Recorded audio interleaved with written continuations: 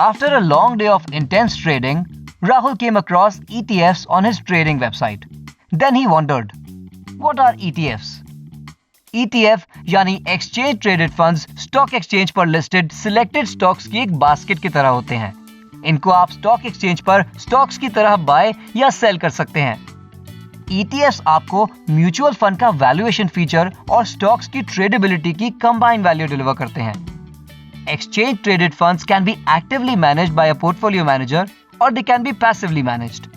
There are many types of ETFs like sector ETFs, dividend ETFs, commodity ETFs, bonds ETFs, currency ETFs, etc. ETFs tax efficient products होते हैं और इनसे associated transaction cost और management cost भी कम होती है। Rahul was impressed. उसने अगले ही दिन ETFs में इन्वेस्ट करना शुरू कर दिया। You can too. Visit www.indiainfoline.com today. Subscribe to our channel to know the markets better.